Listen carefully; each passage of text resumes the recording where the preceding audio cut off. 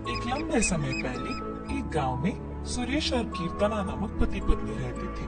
उनकी गीतिका नामक एक सुंदर सी बेटी थी। सुरेश हमेशा सबके सामने बेवजह गर्व से पेश आता था। एक दिन शाम के समय में कीर्तना उनके घर पे वड़ा पाव बनाती है। कीर्तना, तुम्हारे हाथ का ये वड़ा पाव सच में बहुत स्वादिष्ट है।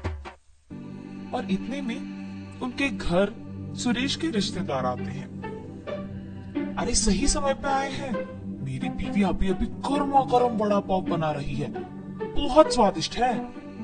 कीर्तना, जरा मेरे रिश्तेदारों के लिए भी वड़ा पाव बना के ले आना। जी अभी लाई। ये कह के गर्मा गर्म वड़ा पाव बना के वहां लाती है और उनके रिश्तेदारों को परोसती है। उनके रिश्तेदार उसे खाने के बाद कहते हैं, सुरेश, तुमने ठीक कहा, हम वाकई ही सही समय में आए हैं, वरना इतने स्वादिष्ट वड़ा पाव हम नहीं खा पाते। मेरी बीवी जब भी वड़ा पाव बनाती है ऐसे ही एकदम स्वादिष्ट वाले ही बनाती है, इसीलिए जितने भी बार बनाती है मैं उन्हें उतने ही प्यार से खाता हूँ। हाँ, बात तो सही है, इतने स्वादिष्ट वड़ा पाव तो कोई आसानी से नहीं बना सकता। अगर तुम्हारी बीवी ने दुकान लगाया तो लोग खरीद के खाएंगे ने। हाँ नरेश, अगर मैं इतना स्वादिष्ट वड़ा पाव बनाती तो पक्का दुकान लगा देती। अगर मैं अपनी बीवी के साथ एक वड़ा पाव का दुकान शुरू करूंगा तो सभी वही आके खाएंगे और उन्हीं स्वादिष्ट वड़ा पाव के बारे में सारा गांव बात करेगा। ये एक अच्छा सोच है। ऐसे ही उसके रिश्तेदारों के जाने के बाद भी उसी विचार के बारे में सोचते रहता है। तब कीर्तना को नजर आता है कि उसके पति किसी सोच में पड़े हैं। उनके पास जाकर कहती है, क्या हुआ जी, किस चीज के बारे में इतना सोच रहे हैं आप? कीर्तना, तुमने तो सुना है ना कि मेरे रिश्तेदारों ने क्या कहा, हम हमारे घर के सामने ही एक वड़ा पाव का दुकान लगाएंगे। तब मेरे रिश्तेदारों के ही तरह इस गांव के सारे लोग उसी के बारे में बात करेंगे। ठीक है, आपके विचार के अनुसार ही हम वड़ा पाव बना के बेचेंगे, लेकिन आपको अब से ऐसे बेवजह गर्व की बातें करना बंद करना पड़ेगा। अगर आप इसी बात को मानकर अपने बर्ताव को बदलने का वचन देंगे तो ही हम ये व्यापार शुरू करेंगे। हाँ, अब अगर मैं अपनी बीवी की बातों को नहीं मानूंगा तो वो शायद व्यापार शुरू करने के लिए नहीं मानेगी। और मैं ख्यालों के अनुसार और मेरे ख्यालों के अनुसार कुछ नहीं होगा।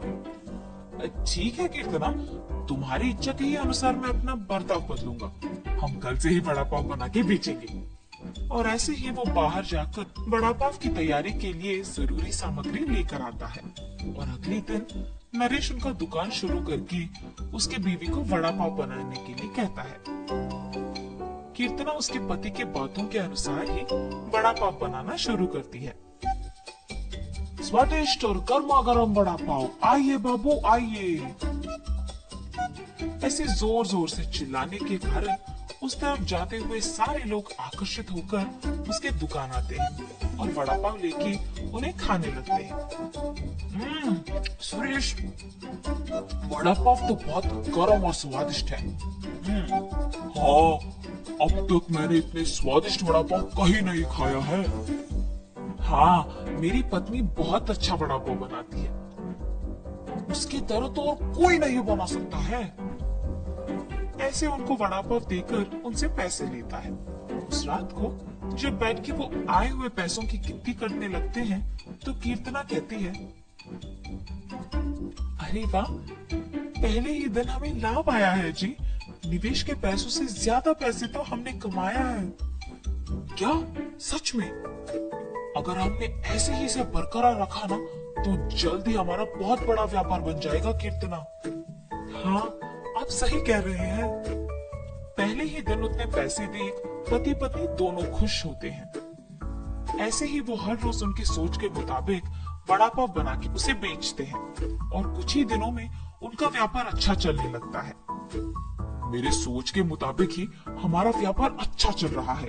किसी और की दुकान में तो इतने लोग ही नहीं आते हैं। कुछ दिन पहले शुरू करने के बावजूद हमारा व्यापार बाकियों से बहुत बेहतर चल रहा है।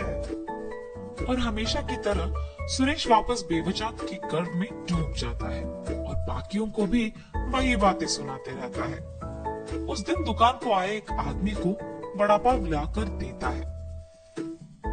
मैं यहाँ जब भी वड़ा पाव खाता हूँ बहुत स्वादिष्ट होता है, एक भी बार इसका स्वाद नहीं बदला। हाँ हाँ, आपने सही कहा, मेरी बीवी बहुत अच्छा वड़ा पाव बनाती है। नया व्यापार होने के बावजूद बाकियों से हमारा बहुत अच्छा चल रहा है। हाँ, ऐसे ही वहाँ मौजूद सभी से बात करता है और ऐसे ही बात करते हुए वो उन लोगों से पैसे लेना भूल जाता है। उसके पैसे ना लेने के कारण सभी वहाँ आके उसकी गर्व की बातें सुनकर पैसे दिए बिना चले जाते थे। कुछ दिन बाद सबको जब सुरेश की कमजोरी का पता लग गया तो वो वड़ा पाव मंगा के उसे खा के पैसे देने के लिए उसके पास जाकर वड़ा पाव के बारे में बात करना शुरू करते थे। सुरेश उनकी बातों में पड़ के गर्व की बातें करता था और उनसे पैसे लेना भूल जाता था और कुछ देर बाद वो लोग वहां से पैसे दिए बिना चले जाते थे। सुरेश के इस बर्ताव के कारण उनके व्यापार में नुकसान होता है और अचानक उनके सपने टूट जाने पर पति पत्नी दोनों बहुत निराश होते हैं।